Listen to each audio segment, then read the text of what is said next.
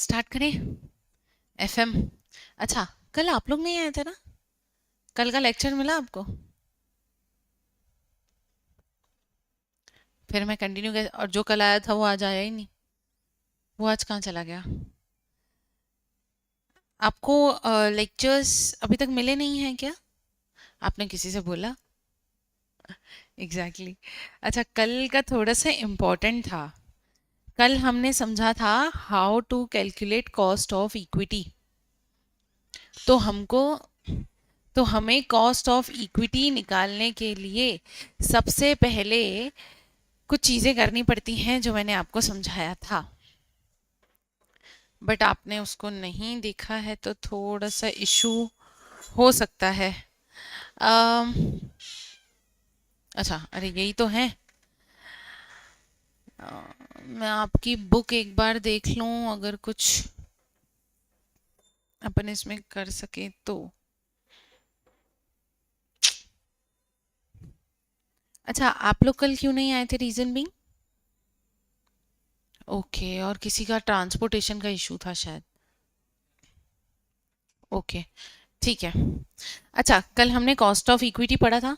ठीक है, cost of equity में मैंने ये बताया था कि आपको याद है, हमने ये देखा था कि from where to raise funds, हम कहाँ से फंड्स को रेज कर सकते हैं।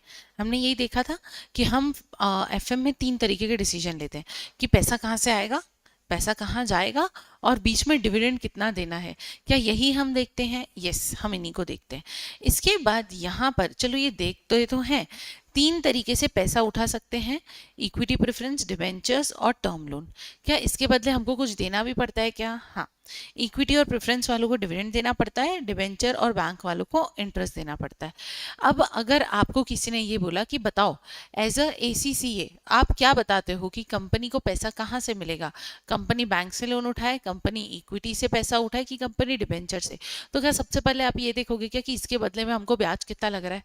कि भाई हमको डिविडेंड देना पड़ेगा 10%, ठीक है, हमको डिबेंचर पे इंटरेस्ट देना पड़ेगा 12%, हमको बैंक में लोन देना पड़ेगा 14%। बताओ आप कौन सा तरीका अपनाओगे? इक्विटी में आपको देना पड़ रहा है 10% का डिविडेंड, डिबेंचर में देना पड़ रहा है 12% का इंटरेस्ट, और टर्म लोन पे आपको देना पड़ रहा है 14% का इंटरेस्ट। बताओ आप क्या बोलोगे, कौन सा ऑप्शन सस्ता है? इक्विटी का ऑप्शन सस्ता है। अब इक्विटी का ऑप्शन सस्ता है तो एक बात बताओ, ये डिसाइड करने के लिए कि इक्विटी सस्ता है, डिबेंचर महंगा है, इंटरेस्ट महंगा है, ये पता करने के लिए हमको ये परसेंटेज निकालने आना चाहिए क्या? अगर ये परसेंटेज ही नहीं निकालने आएगा तो कैसे डिसाइड करेंगे कि इक्विटी प्रेफरेंस का कितना, डिबेंचर और टर्म लोन का कितना? राइट, हम इसको निकाल ही नहीं पाएंगे। इसीलिए यहाँ पर हम बोलते हैं कि जब हम इक्विटी और डिबेंचर्स को पता करते हैं कि डिबेंचर का पैसा कितना जाएगा हमको, अगर पैसा बाहर से उठाया तो हमको उसके बदले कितना परसेंट डिविडेंड देना पड़ेगा, उसको हम बोलते हैं कॉस्ट ऑफ इक्विटी। ठीक है, जब हम तीनों का डिसाइड करते हैं तो पता करता है कॉस्ट ऑफ कैपिटल। कैपिटल मतलब पैसा, पैसा लाने की कॉस्ट, कॉस्ट ऑफ कैपिटल। लेकिन सिर्फ जब इक्विटी के बारे में बात करते हैं तो वो होता है कॉस्ट ऑफ इक्विटी। इसके बारे में मैंने आपको बताया था, शेयर होल्डर जो है कंपनी में पैसा इन्वेस्ट करता है, जिसके बदले कुछ रिस्क उनको उठानी पड़ती है। यहाँ पर जो वो रिस्क उठाते हैं उसके बदले हमसे वो मांगते हैं डिविडेंड। इस डिविडेंड को हम बोलते हैं कॉस्ट ऑफ इक्विटी, इसको डिनोट करते हैं के ई से। ठीक है, अब ये के ई निकालने का फॉर्मूला क्या होता है? के ई निकालने का फॉर्मूला होता है D1 divided by P0 plus जी। अब ये क्या भला है? D1 का मतलब होता है एक्सपेक्टेड डिविडेंड नेक्स्ट ईयर। मैंने आपको एक छोटा सा इसमें एग्जांपल लिया था कि कोई क्लाइंट अगर हमारे पास आता है और क्लाइंट बोलता है कि मैम मुझे पेंशन आती है, शेयर मार्केट में पैसा इन्वेस्ट करना है और मुझे थोड़े थोड़े टाइम में डिविडेंड चाहिए, तो बताओ मुझे डिविडेंड कितना मिलेगा?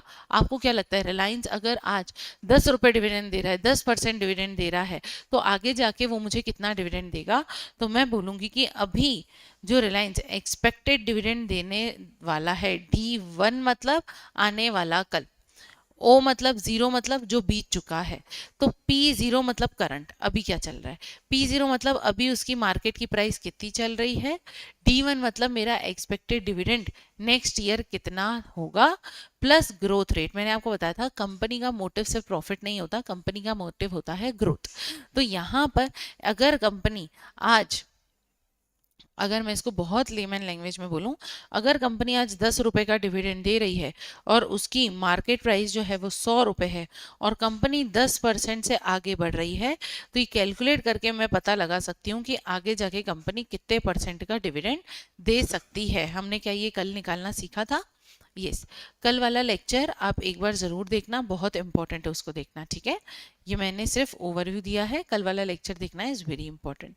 उसके बाद हमने एक एग्जांपल से समझा था कि पहले तो अगर मेरे पास D1 मतलब अभी का डिविडेंड दिया हुआ है और मेरे पास मार्केट प्राइस दी हुई है प्लस मेरी जो ग्रोथ रेट है, जब मैं निकालती हूँ तो क्या आ जाता है मेरे पास? मेरा KE आ जाता है। सेम वैसे ही दूसरा, नंबर ऑफ शेयर्स और फेस वैल्यू अगर दी होती है तो मैं पर शेयर मेरा डिविडेंड कैलकुलेट करती हूँ। डिविडेंड हमेशा फेस वैल्यू पे कैलकुलेट किया जाता है, हमने ये भी देखा था। अच्छा, फेस वैल्यू पे क्यों कैलकुलेट किया जाता है हमने वो भी समझा था, याद है क्या? हमने फेस वैल्यू पे क्यों कैलकुलेट होता है? क्योंकि मार्केट की प्राइस ऊपर नीचे होती रहती है। आज मुकेश अंबानी ने बोला कि मैं 10% डिविडेंड दूंगा, ठीक है?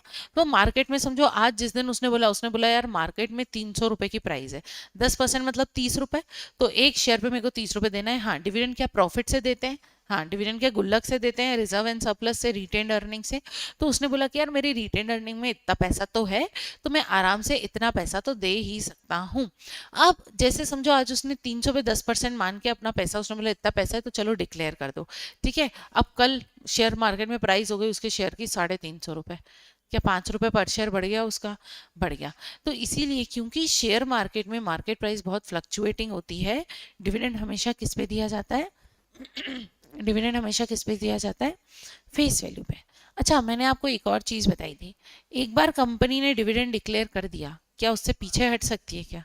नहीं, क्योंकि आपने अगर डिविडेंड डिक्लेयर करा मतलब अब आपको डिविडेंड देना ही पड़ेगा, क्योंकि शेयर मार्केट में उसके चक्कर में प्राइस फ्लक्चुएट हो चुकी है। तो क्या सेबी आपको अलाउ करेगा एक बार डिविडेंड डिक्लेयर कर दिया उसके बाद कैंसिल कर दिया? तो सेबी मतलब, सेबी मतलब security exchange board of India, जो पूरे शेयर मार्केट को कंट्रोल करता है इंडिया में, वो अलाउ ही नहीं करेगा आपको ऐसा करने के लिए, ठीक है? तो there are two reasons, market price बहुत फ्लक्चुएटिंग है, दूसरा एक बार डिक्लेयर कर दिया तो देना ही पड़ेगा। इसलिए सबसे सेफ होता है हमारी फेस वैल्यू। जब आईपीओ आता है तो आपको ये फेस वैल्यू दिखती है शेयर की, ठीक है? यहां तक क्लियर था? यहां तक क्लियर था? ठीक है। अब यहां पर हम कैलकुलेट करना सीखेंगे के पी। अब ये के पी क्या होता है? Cost of preference. लेकिन उसके पहले कोई मुझे बताएगा हम ये कॉस्ट ऑफ कैपिटल निकाल ही क्यों रहे हैं? कौन सा इन्वेस्टमेंट सस्ता पड़ेगा? और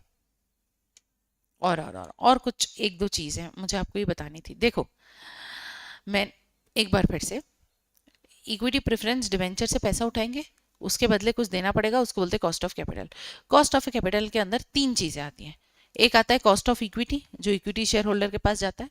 एक आता है कॉस्ट ऑफ प्रेफरेंस, जो प्रेफरेंस शेयर होल्डर के पास जाता है। एक आता है कॉस्ट ऑफ डेट, जो डिवेंचर या फिर टर्म लोन पे जाता है, ठीक है? ये तीनों पार्ट किसका है? कॉस्ट ऑफ कैपिटल का। तो कॉस्ट ऑफ कैपिटल बड़ा है कि छोटा? बड़ा। और कॉस्ट ऑफ इक्विटी उसके अंदर एक छोटा सा पार्ट है, ठीक है? उसका एक छोटा सा पार्ट निकालना सीख लिया। लेकिन एक तो मैंने आपको एग्जाम्पल से बता दिया था कि कॉस्ट ऑफ कैपिटल हम इसलिए देख रहे हैं ताकि हम इन्वेस्टमेंट डिसीजन ले पाए कि कौन सा सस्ता पड़ रहा है, इससे क्या हम इन्वेस्टमेंट डिसीजन ले पाएंगे? यस। एक और कोई रीजन जो आप दे सकते हैं? एक तो इन्वेस्टमेंट डिसीजन, ठीक है, और कुछ? इस इन्वेस्टमेंट डिसीजन को मैं फाइनेंशियल डिसीजन बोल देती हूँ।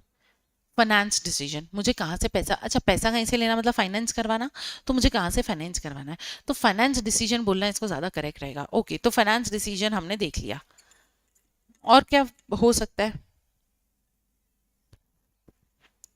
थोड़ा सा हमको सोचना है। FII वाला क्या? नहीं, उससे कोई लेना देना नहीं। हम वो तो हमने सिर्फ इसलिए समझा था कि मार्केट प्राइस पे क्यों नहीं कैलकुलेट करते हैं, फेस वैल्यू पे क्यों करते हैं। हम्म, देखो, एक बात समझो, एक तो हो गया मेरा फाइनेंसिंग डिसीजन कि मेरे को फाइनेंस कहाँ से लेना है, इक्विटी से, प्रेफरेंस से, कि डिबेंचर से, कि लोन से, बरोबर? तो एक तो हो गया मेरा फाइनेंसिंग डिसीजन, बरोबर? दूसरा क्या मैं इसको इन्वेस्टमेंट डिसीजन बोल सकती हूँ? फॉर एग्जाम्पल समझो, कंपनी के पास है, कंपनी अभी सिर्फ 5% ही दे सकती है, ठीक है। इक्विटी पे मेरा लग रहा है 10%, ये इक्विटी लग रहा है 10%, डिबेंचर पे मेरा जा रहा है 14%, और बैंक में मेरा जा रहा है 18%। क्या कंपनी इन तीनों में से कुछ भी एक चूज कर सकती है क्या? नहीं, कंपनी सिर्फ 5% ही दे सकती है। अब बताओ, कंपनी के लिए कोई ऑप्शन यहाँ पे सही लग रहा है क्या? कंपनी बोल रही है मैं ज्यादा से ज्यादा डिविडेंड या इंटरेस्ट सिर्फ 5% ही दे सकती हूँ, मेरे गुल्लक में उतने ही पैसे। कंपनी ऐसा बोल रही है, तो बताओ क्या कंपनी इक्विटी से पैसा निकाल सकती है क्या? नहीं, ये तो 10% है। डिबेंचर सवाल ही नहीं है, बैंक को तो हटा ही देते, क्योंकि वो सिर्फ कितना देना चाहती है कंपनी? 5%। क्या कंपनी 10%, 14%, 18% दे सकती है क्या? नहीं। एक बात बताओ, कंपनी पैसा उठा रही है तो किसी ना किसी प्रोजेक्ट में इन्वेस्ट कर रही होगी, क्या इससे कंपनी को ही पता चलेगा कि मुझे इस प्रोजेक्ट में अभी इन्वेस्ट करना चाहिए कि नहीं? अभी पैसा उठाने के एक्सचेंज में मेरे को ब्याज ज़्यादा देना पड़ रहा है, ठीक है। हो सकता है फ्यूचर में ब्याज कम हो जाए, ब्याज कम हो सकता है कि फ्यूचर में बैंक का रेट, रेपो रेट कम हो जाता है, तो बैंक का इंटरेस्ट भी कम हो जाता है, ठीक है। अगर शेयर मार्केट में उथल पुथल बहुत ज़्यादा चल रही है, या फिर कंपनी ने फ्यूचर में बहुत अच्छा कर लिया, अपनी वैल्यू बढ़ा ली, तो हो सकता है लोग 5% डिविडेंड में भी मान जाएं इक्विटी के लिए, हो सकता है कि नहीं? तो क्या कंपनी ये डिसाइड कर सकती है क्या कि अभी मुझे इन्वेस्टमेंट डिसीजन लेना चाहिए कि नहीं, अभी ये प्रोजेक्ट शुरू करूँगी रुक जाऊँ? क्या ये भी देख सकते हैं क्या? ठीक है। क्या इससे कंपनी को अपनी वैल्यूएशन भी पता चलेगी क्या? अब ये कैसे चलेगी? देखो, आप एक कंसेप्ट पढ़ने वाले हो, उस कंसेप्ट का नाम है weighted average cost of capital. ये weighted average cost of capital क्या होता है? इससे पता चलता है कि मार्केट में कंपनी की वैल्यू क्या है। आपने कभी मार्केट कैपिटलाइजेशन वर्ड सुना है? मार्केट कैप, शेयर मार्केट में अगर कभी सुना हो तो देखो, अभी जैसे मुझे रिलायंस की, चलो एक काम करते हैं, आज रिलायंस को खरीदते हैं, ठीक है। आपको रिलायंस को खरीदना है, आपको कैसे पता चलेगा कि कम से कम आपको कितने पैसे देने पड़ेंगे? मार्केट में उसकी वैल्यू देख के। रिलायंस में मार्केट में समझो 50,000 शेयर है, कितने? 50,000। और एक शेयर जो है वो है 300 रुपए का, ये है उसकी मार्केट प्राइस। मार्केट में इतने रुपए का उसका शेयर है, बताओ 50,000 शेयर कितने के हो गए? 1,50,00,000 बोल दूं क्या? 1,50,00,000, ठीक है। क्या आपको इतना पता चल जाएगा कि मार्केट में आज रिलायंस के 50,000 शेयर की कीमत 1,50,00,000 है, और रिलायंस में टोटल शेयर हैं 1,00,000, ऐसा अज्यूम करते हैं। तो बताओ 1,00,000 शेयर हैं और मार्केट में कीमत है 300, तो क्या मुझे पता लग जाएगा क्या कि 3 करोड़ देकर मैं रिलायंस को खरीद सकती हूँ? इसी को बोलते हैं मार्केट कैप। इसको क्या बोलते हैं? मार्केट कैप, या फिर आप बोल दो मार्केट कैपिटलाइजेशन। मार्केट कैपिटलाइजेशन का मतलब होता है जब आप कंपनी के शेयर्स को मल्टीप्लाई करते हो कंपनी की मार्केट प्राइस से, कि शेयर प्राइस में इसकी मार्केट प्राइस कितनी है, ठीक है। तो उससे हमको एक आइडिया लग जाता है। जैसे अपन कभी शॉपिंग भी करने जाते हैं, तो आपने कभी देखा होगा किसी दुकान से हमको नहीं भी खरीदना होता है, लेकिन हमने ऑलरेडी कोई चीज़ खरीद ली है, तो हमको सिर्फ पता करना होता है कि यार सामने वाले ने हमको ठगा तो नहीं, तो ऐसे ही पूछ लेते भैया ये कितने का है। सामने वाले ने बोला 500, हमने बोला यार हम तो 800 में लेके आ गए, 300 का नुकसान हो गया। क्या मार्केट प्राइस से मैंने दूसरे इंसान से पूछ के पता लगाया कि जो चीज़ मैंने खरीदी इसकी असली कीमत क्या थी? वैसे ही एक कंपनी की मार्केट प्राइस हमको कैसे पता चलती है? जब हम ये पता लगाते हैं कि उसकी मार्केट प्राइस मार्केट में कितनी है। इतना समझ आया? वो तो जब हम वेटेड एवरेज कैपिटल निकालेंगे तब आपको समझ में आएगा। अच्छा, एक बात बताओ, अगर प्रोजेक्ट में इससे क्या कंपनी की परफॉर्मेंस भी पता लग सकती है क्या? कॉस्ट ऑफ कैपिटल से क्या कंपनी की प्रोजेक्ट पता पता लग सकती है क्या? एक बात बताओ, अगर फॉर एग्जांपल मैंने इक्विटी से पैसा उठाया, ठीक है, और उस इक्विटी के पैसे को मैं किसी प्रोजेक्ट में डालूंगी। एक बात बताओ, अगर इस इक्विटी पे मैं 10% डिविडेंड दूंगी, तो कंपनी क्या चाहती है? इस प्रोजेक्ट से कितना कमाए? 10% या उससे ज़्यादा? उससे ज़्यादा, क्योंकि कंपनी अपने जेब में, अपने गुल्लक में भी तो कुछ रखेगी, अपने दुकान के गल्ले में भी तो कुछ रखना पड़ेगा। हम कभी भी दुकान खोलते हैं तो ऐसा तो नहीं सोचते कि यार 5 लाख रुपए उधारी से माल खरीद किया है, तो एक काम करो बस ये जितना भी माल है 5 लाख में बिक जाए। हम ये थोड़ी बोलते, हम बोलते 5 लाख से कुछ तो ऊपर मिले, सो दैट हम 5 लाख की उधारी पूरी कर लें और उसके ऊपर वाला अपने गल्ले में चले जाए। सेम कंपनी भी ये सोचती है।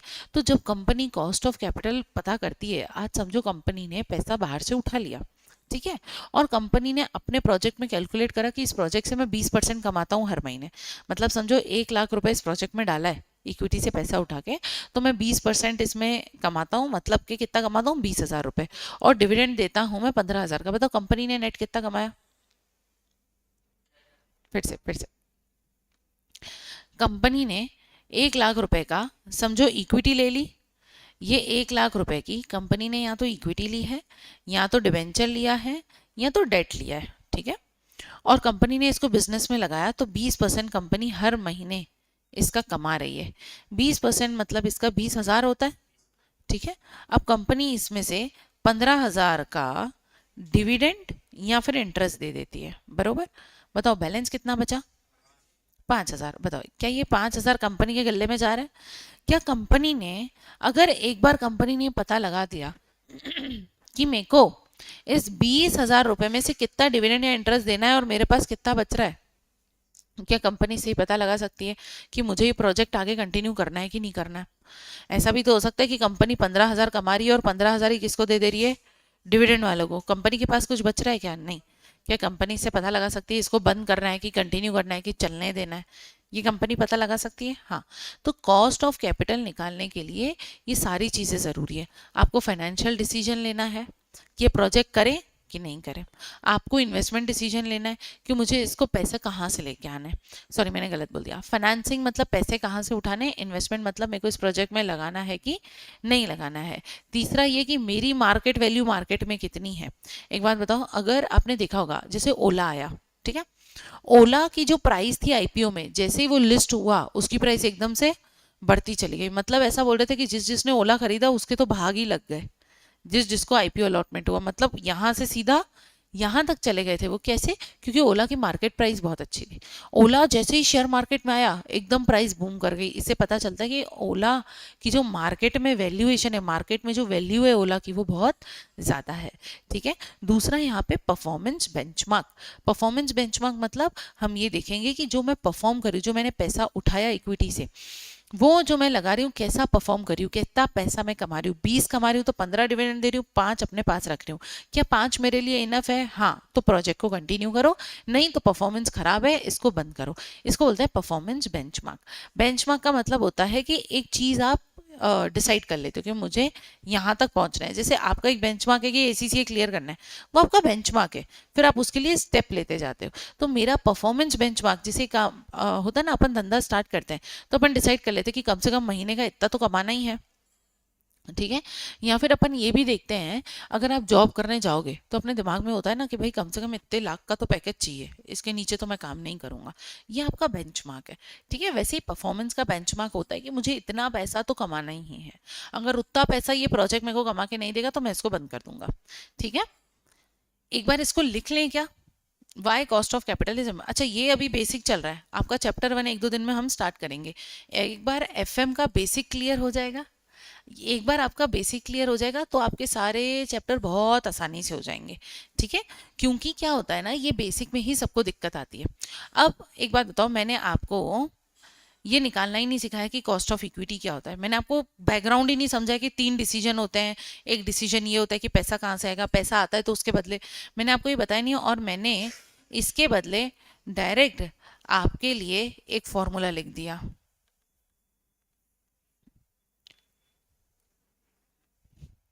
और मैंने आपके लिए डायरेक्ट एक फॉर्मूला लिख दिया। तो बताओ ये समझ में आएगा क्या, क्या लिखा है? समझ ही नहीं आएगा। इसलिए हमको सबसे पहले बेसिक समझ के चलना है ताकि आगे हमारे लिए चैप्टर बहुत आसान हो जाए, ठीक है। ओके, तो first of all, why why cost of capital is important. Cost of capital important होता ही क्यों है? तो पहला,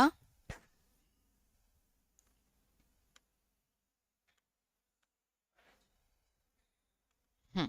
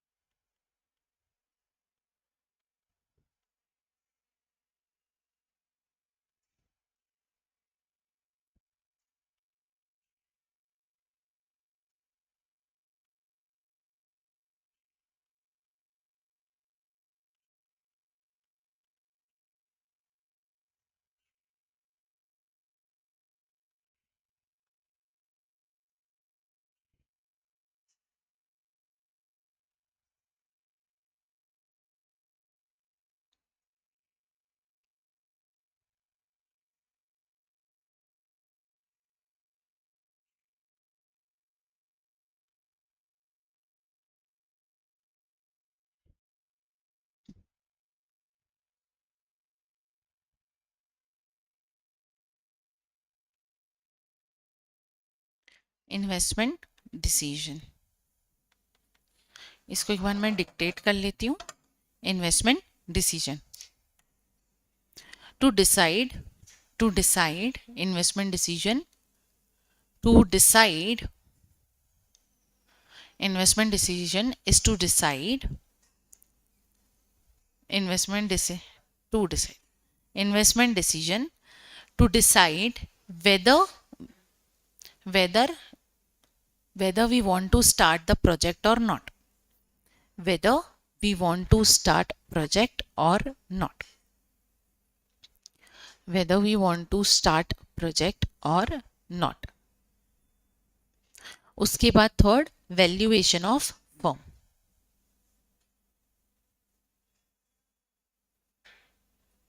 valuation of firm, to calculate market value of the firm, to calculate market value of the firm based on the current market price, based on the current market price,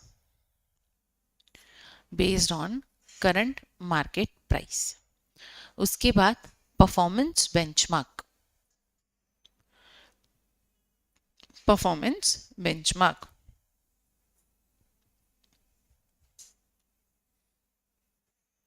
performance benchmark, whether the project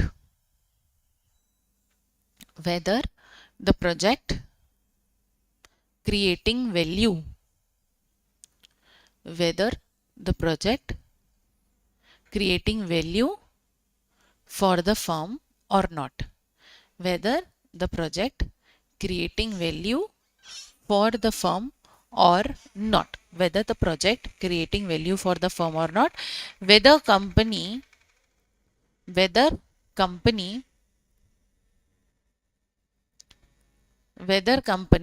should continue with the project,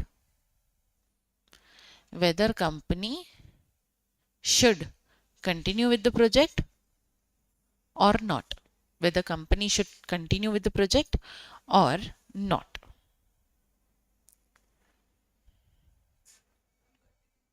Continue with the project or not, continue with the project or not. अच्छा, हमने के ही निकालना सीख लिया था, cost of equity. अब cost of preference निकालते हैं. ठीक है. अच्छा, ये कॉस्ट ऑफ प्रेफरेंस में मुझे बताओ, हमको डिविडेंड फिक्स मिलता है कि फ्लोटिंग? कॉस्ट ऑफ प्रेफरेंस, यहाँ पे हमको जो डिविडेंड होता है वो फिक्स मिलता है कि फ्लोटिंग? फिक्स मिलता है. तो अभी तक जैसे मैं डिविडेंड ये बोल रही थी कि एक्सपेक्टेड डिविडेंड क्या मिलेगा, उसकी जगह मैं बोल सकती हूँ क्या कि मुझे फिक्स्ड डिविडेंड मिलेगा, है ना. तो यहाँ पर कॉस्ट ऑफ प्रेफरेंस को बोला जाता है कॉस्ट ऑफ प्रेफरेंस, KP. ठीक है. एक से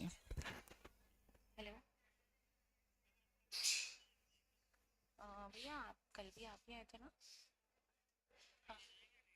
हाँ हाँ हाँ, वही देना है भैया. और कोई बैठा है क्या वहाँ पे? ठीक है भैया, बस वो सीढ़ियों को साइड में रख देना, आपने जैसे कल रखा था, आराम से साइड में. सेंसिटिव चीज़ है और मुझे आप स्कैनर भेज दो. हाँ, और कोई हो तो उसको बोल देना. ओके. चलो, कॉस्ट ऑफ प्रेफरेंस, प्रेफरेंस में हमको फिक्स डिविडेंड मिलता है. ठीक है. तो यहाँ पर प्रेफरेंस में दो चीज़ें, देखो, कोई भी कंपनी अगर प्रेफरेंस शेयर इशू करिए तो उसको एक चीज़ तो पता है, क्या? Fixed dividend. क्या उसको ऑलरेडी पता है क्या कि मुझे फिक्स डिविडेंड तो मिलने ही वाला है, ठीक है, या फिर मुझे देने ही चाहिए? दूसरा, अच्छा एक बात बताओ, प्रेफरेंस शेयर इशू करके कंपनी के अकाउंट में आए समझो 25 करोड़ रुपए, क्या ये 25 करोड़ कंपनी के पूरे प्योर रिसिट होंगे कि कुछ खर्चे भी हुए होंगे? खर्चे हुए होंगे क्या? खर्चे जैसे कौन से खर्चे हुए होंगे?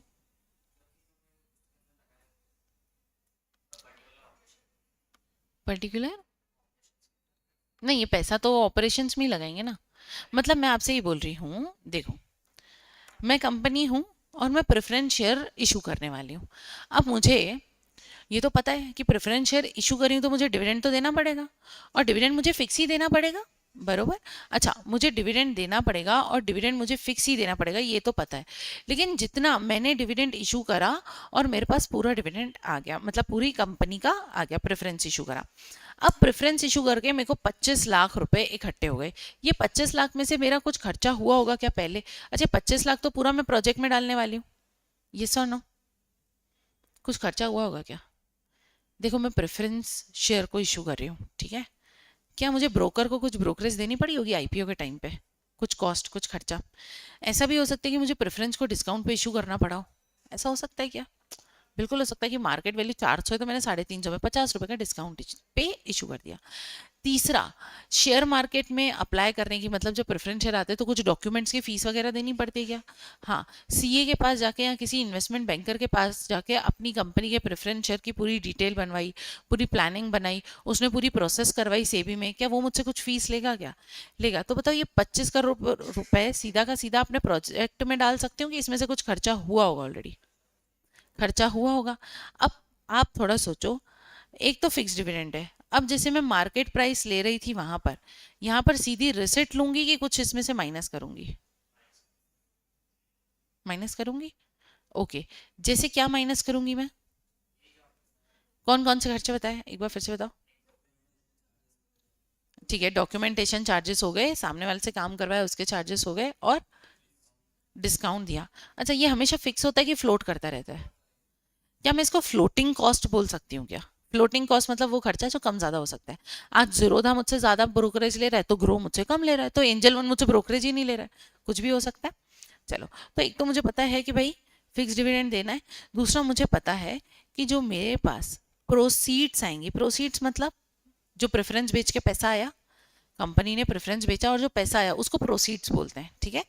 क्या इस प्रोसीड्स में से मेरे को फ्लोटिंग कॉस्ट माइनस करनी पड़ेगी क्या?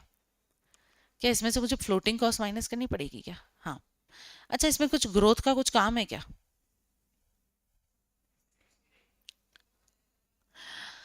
इक्विटी में हम ग्रोथ को कंसिडर कर रहे थे याद, ऐसा प्लस जी करके कुछ कर रहे थे। यहाँ पे ग्रोथ का कुछ काम है क्या? यहाँ पे तो डिविडेंड कैसा है? फिक्स। अगर कोई मेरे पास आएगा, मैम डिविडेंड चाहिए, फिक्स चाहिए, मैं बोलूँगी रिलायंस का एक है 5% डिविडेंड देता है, उसका फिक्स ही है। कंपनी बढ़े घटे कोई फर्क नहीं पड़ता, कंपनी को फायदा हो कि नुकसान हो, कंपनी तुमको इतना पैसा दे के ही रहेगी। कैसा बोलते हैं क्या अपन? अरे ऑफिस वाले, हेलो, ठीक है मैं करती हूँ। प्रैक्टिस करना जी का जंजाल है। आपने किसी सीए के अंडर कभी ऐसा काम किया है या किसी को देखा है क्या? जीवन ही खत्म ही हो जाता है। मेरे क्लाइंट हैं, ठीक है, उनका पीथमपुर में फैक्ट्री है और उनका टर्नओवर है कुछ 6-7 करोड़ रुपए। बताओ, 6-7 करोड़ रुपए में यार टैक्स देना पड़ेगा कि नहीं? देना पड़ेगा ना। वो अंकल मान ही नहीं रहे, वो कह रहे हैं बस ये टैक्स को हटा दो जैसे तैसे करके। मैंने उनका टैक्स कम कर करके उनके टैक्स को मैं पता है कहाँ तक लेके आ गई। अराउंड उनका टैक्स बन रहा है कुछ 15 लाख के आसपास। वो आदमी वो 15 लाख का टैक्स देने को भी तैयार नहीं है। हाँ, तो हमने टैक्स कम करवाया ना। तो सीए ऐसे ही तो करता है ना। टैक्स हमने पता नहीं क्या क्या करवाया यार, मत पूछो। वो सीए का वही काम होता है ना। वो हमको बोलना पड़ता है भाई तुमको कितना भरना है वो बताओ। हाँ, मैंने प्रेफरेंस भी खरीदे हैं, मैंने सब इन्वेस्टमेंट करके रखा है, तो प्रेफरेंस और अपना डिबेंचर और ये सब। हम्म। देखो, क्या होता है ना, आपको हर तरीके का इन्वेस्टमेंट पोर्टफोलियो में करना पड़ता है। एज अ एफएम के लिए जो इतना नॉलेज है वो अपने लिए तो यूज़ करेंगे ना। जैसे आपको पता है क्या, एक आप लोग जो है, अच्छा ये बात मैं बताऊंगी अभी नहीं। आप लोग प्रॉपर्टीज भी से रेरा से खरीद सकते हो, पर स्क्वायर फीट भी प्रॉपर्टी मिलती है, पता है आपको? पर स्क्वायर पर स्क्वायर फीट भी आप प्रॉपर्टी खरीद सकते हो कि एक एक करके आपने प्रॉपर्टी खरीदी और धीरे धीरे जो है अब जैसे उसका रेट बढ़ेगा आप एक साथ वो सिक्योरिटीज बेच के उतने में अमाउंट में ज़मीन खरीद सकते हो। पूरा प्रोसेस है आराम से। आगे जैसे जैसे एफएम पढ़ेंगे ना, अपन इसको पढ़ेंगे रियल लाइफ में। देखो क्या होता है ना, अब जैसे फॉर एग्जांपल हम लोग जो इन्वेस्टमेंट करते हैं, ठीक है, अब ये जैसे वो जो अंकल हैं, एक बात बताओ, आप इन्वेस्टमेंट करोगे, आपने प्रेफरेंस खरीदा, आपको फायदा हुआ, आपने बेचा, कुछ गेन हुआ, तो उस पर टैक्स देना पड़ेगा कि नहीं? कैपिटल गेन कोई सीए हटा सकता है कि? तुम्हारे ग्रो पे दिख रहा है, तुम्हारा ग्रो का अकाउंट चीख चीख के बोल रहा है कि अंकल ने इतने प्रॉफिट में भेजा है, बेचा है। बताओ, तुम्हारा पैन कार्ड तो मोदी जी के पास भी है, उनको भी दिख रहा है ग्रो, उनको पहले ही बता रहे हैं कि देखो भाई, ये पैन कार्ड वाला मेंबर है, इसने इतने में खरीदा था, इतने में बेचा, उसमें मैं टैक्स कम कर सकती हूँ क्या? फिर वो अंकल मेरे को फोन पे फोन करे जा रहे हैं, मैडम कम करवा दो, कम करवा दो, कम करवा दो। कोई बात नहीं, चलो कुछ नहीं है। क्या? फीस कभी भी, देखो क्या होता है ना, प्रोफेशंस में कभी भी फीस एडवांस में नहीं ली जाती है। वो ऐसा होता है कि जैसे आज आपने किसी के लिए काम किया, ठीक है, पूरा काम हो गया ना, फिर अपन बिल देते हैं, बुक्स ऑफ अकाउंट्स के साथ बिल देते हैं कि ये बिल है। फिर अपन फॉलो अप करते हैं एक हफ्ते तक कि आपने बिल पे कर दिया क्या, पे कर दिया क्या। अगर किसी सीए के पास, अगर किसी सीए ने एडवांस में बोल दिया ना, ये रिटर्न भरना है, ठीक है लाओ 3,000 अभी भरती हूँ, तो बोलते यार ये तो पैसे पहले पैसे ही मांग लिए इन्होंने, तो काम ही नहीं देते फिर। चलो एक बार अब इसका फॉर्मूला देखते हैं। केपी का फॉर्मूला बहुत आसान। केपी का फॉर्मूला होता है D divided by N P. अब ये डी का मतलब क्या होता है? डी का मतलब होता है फिक्स्ड डिविडेंड, ठीक है, डी का मतलब होता है फिक्स्ड डिविडेंड। और एनपी का मतलब होता है, एनपी का मतलब होता है, वैसे मैं जिन सीए के साथ काम कर रही हूँ ना अभी रिसेंटली, वो इस चीज में बहुत माहिर है, कहाँ से टैक्स कहाँ कम करना है। किसी सीए के अंडर 1-2 महीने काम तो करना चाहिए, बहुत सारी चीजें सीखने को मिलती है। चलो, इसका मतलब होता है नेट प्रोसीड्स, नेट प्रोसीड्स। अच्छा, ये जो नेट प्रोसीड्स हैं, इसको कैसे कैलकुलेट किया जाता है? इसको कैलकुलेट करने का तरीका है जो हम बोलते हैं इशू प्राइस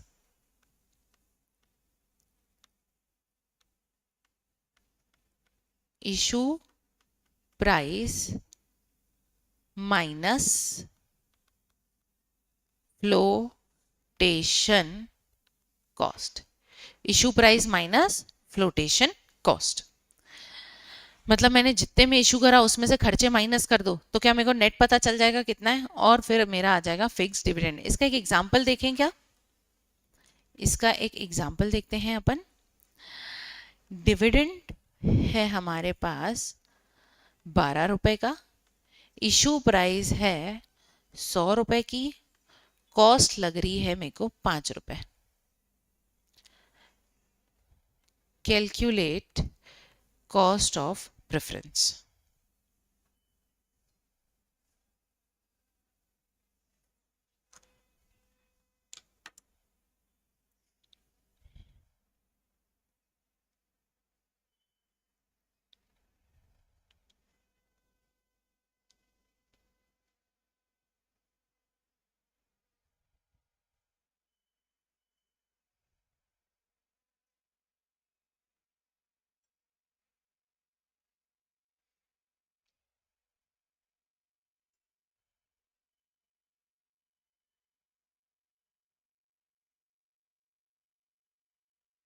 बताओ कैलकुलेट हुआ क्या?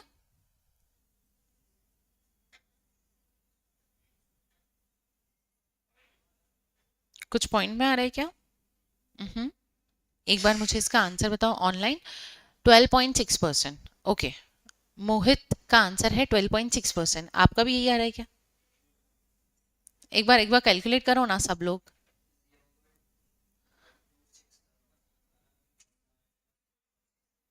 12.6 ही आ रहा है क्या? कुछ तो ऐसा 12.6 और 333 ऐसा कुछ लग रहा है क्या? हाँ, मतलब 12.63 बोल दूं इसको। अपन ने कैसे कैलकुलेट करा? सिंपल, सबसे पहले तो मैं देख लेती हूं कि मेरी नेट प्रोसीड्स कितनी है। मेरी नेट प्रोसीड्स कितनी है कि मेरी इशू प्राइस, अच्छा नेट प्रोसीड्स का फॉर्मूला क्या होता है? Issue price minus floating cost. Okay, issue price minus floating cost. Issue price है 100, फ्लोटिंग कॉस्ट कितना है? 5, इज इक्वल्स टू 95। तो ये हो गया। मतलब अब जो मुझे केपी निकालना है उसका फॉर्मूला क्या होता है? उसका फॉर्मूला होता है मेरे पास डी मतलब fix dividend divided by NP. Fix dividend है मेरा 12 रुपए और एनपी मेरा कितना है 95। इसको सॉल्व करोगे तो 12.63% के आसपास कुछ तो आ रहा होगा। ठीक है, बताओ यहाँ पे किसको दिक्कत लगी? एकदम क्लियर, यहाँ पे कुछ भी ऐसा दुख समस्या पीड़ा नहीं, बहुत आसान है, सिर्फ आपको फॉर्मूला से इसको कैलकुलेट करना है। ये कैलकुलेट हो जाएगा कि बेसिक समझ में आया क्या? इसको हम कैलकुलेट कर सकते हैं क्या? ठीक है, अब यहाँ पर मुझे आपकी बुक में एक क्या है, कॉस्ट ऑफ डेट। यस, अब डेट का मतलब क्या होता है? उधारी। ठीक है, एक होता है हमारे पास कॉस्ट ऑफ डेट। यहाँ तो इक्विटी से पैसा उठाऊंगी, यहाँ तो प्रेफरेंस से। क्या डिबेंचर से भी उठा सकती हूँ पैसा? हाँ, डिबेंचर से भी पैसा उठा सकती हूँ। तो मैंने इसको बोल दिया कॉस्ट ऑफ डेट। इसको हम डिनोट करते हैं के डी से।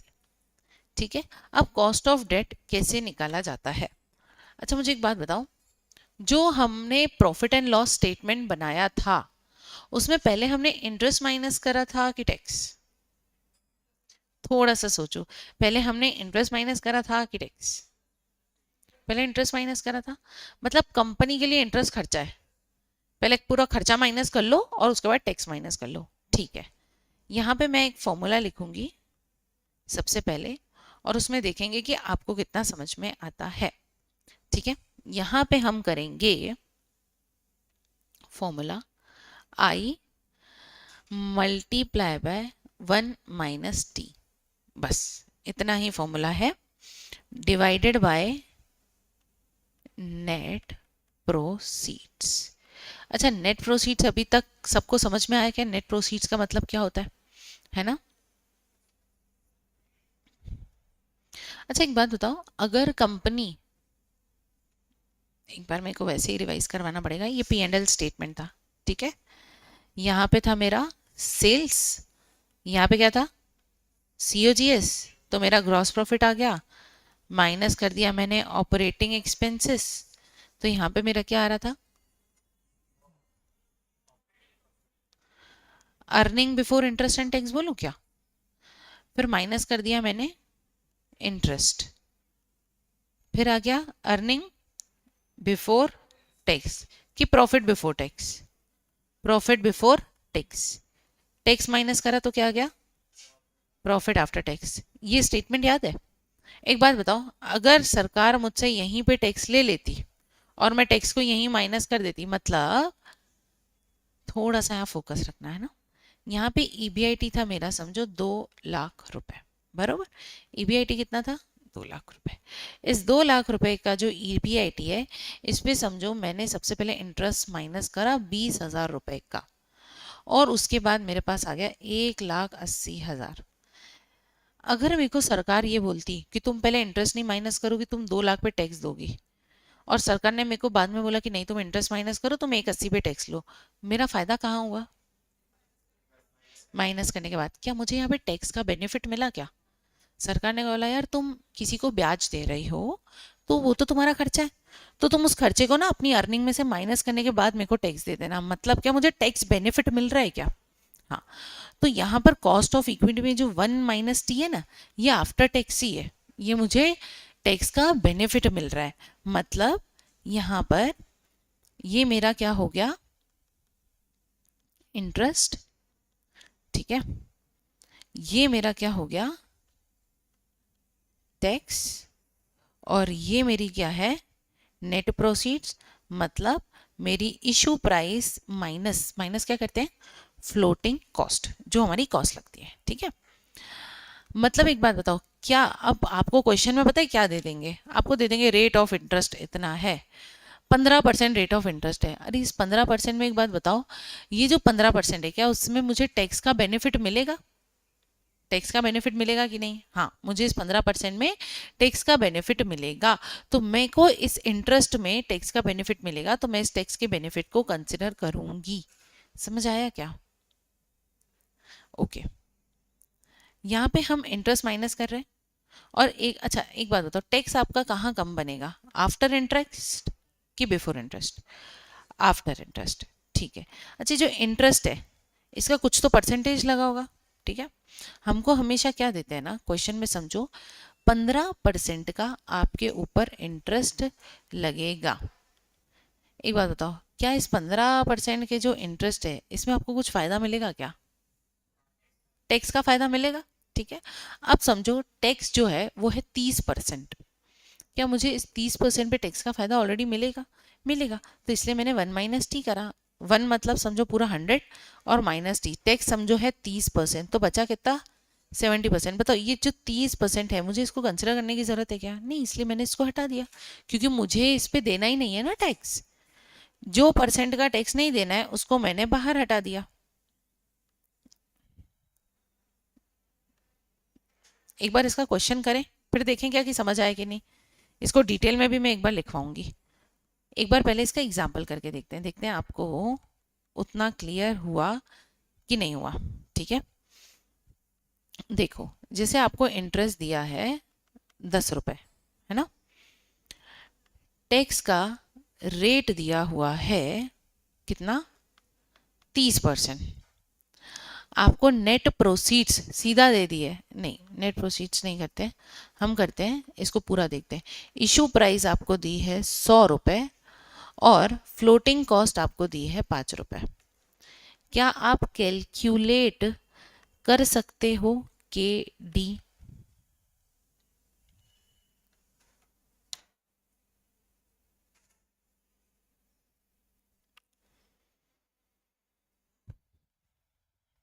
क्या हम के डी कैलकुलेट कर सकते हैं क्या?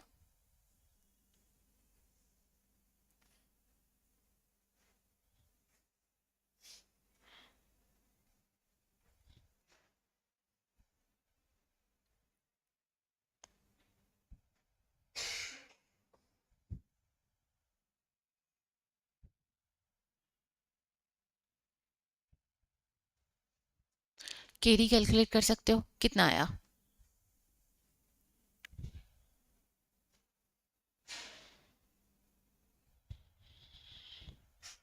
एक बार मैं करवाऊं क्या? 7.3 या फिर 7.37 कुछ आ रहा है क्या? हाँ, 7.3 इज करेक्ट। हाँ, 7.37% कुछ तो। ओके, देखो केडी का फॉर्मूला क्या था?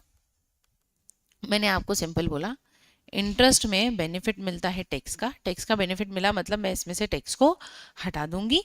क्या मुझे इस इंटरेस्ट पे टैक्स देना पड़ रहा है क्या? पहले तो मुझे बताओ, इस इंटरेस्ट पे मुझे 30% देना पड़ेगा क्या? नहीं, तो मेरे को इस 30% को हटाना है जो मेरे को टैक्स नहीं देना है। यहाँ पे बताओ, क्या मैंने इस इंटरेस्ट पे टैक्स दिया क्या? क्या इस 2 लाख में 20,000 रुपये ऑलरेडी जुड़ा हुआ था क्या? हाँ, लेकिन सरकार ने क्या बोला, जो 20,000 जुड़ा है इंटरेस्ट का इसको हटाओ और बाद में मेरे को टैक्स देना। मतलब क्या मुझे टैक्स में इस इंटरेस्ट में से टैक्स को हटा के कंसिडर करना है कि मुझे मेरा टैक्स का खर्चा हो रहा है क्या? पहले तो ये बताओ। नहीं हो रहा, गवर्नमेंट मुझसे बोल रही है तुमको इस पर टैक्स देने की जरूरत ही नहीं है, तो मैंने 1 - t कर दिया, मतलब 1 - टैक्स। उसके बाद डिवाइडेड बाय नेट प्रोसीड्स। अच्छा, नेट प्रोसीड्स सबकी निकल गई थी क्या? नेट प्रोसीड मतलब क्या? 100 - 5, हाँ, issue price minus floating cost. Okay, interest मेरा क्या है? 10 रुपए।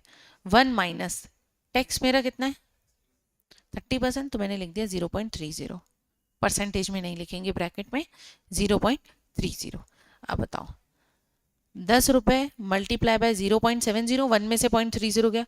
मैंने इस 0.30 को क्यों हटाया? क्योंकि ये मेरा टैक्स लग ही नहीं रहा है, तो इस इंटरेस्ट पे मैं टैक्स को हटा दूंगी।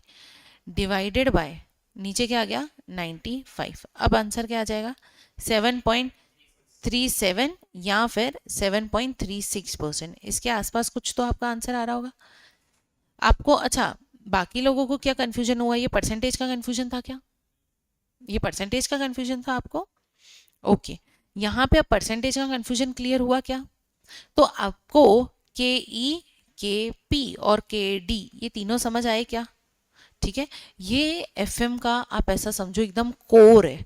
अगर आपने ये निकालना सीख लिया कि एफएम में मेरा खर्चा पैसा उठाने से कहाँ से, आप सोचो ना, 3 डिसीजन ही तो हमको पढ़ने हैं आपके पूरे एसीसीए के कोर्स में।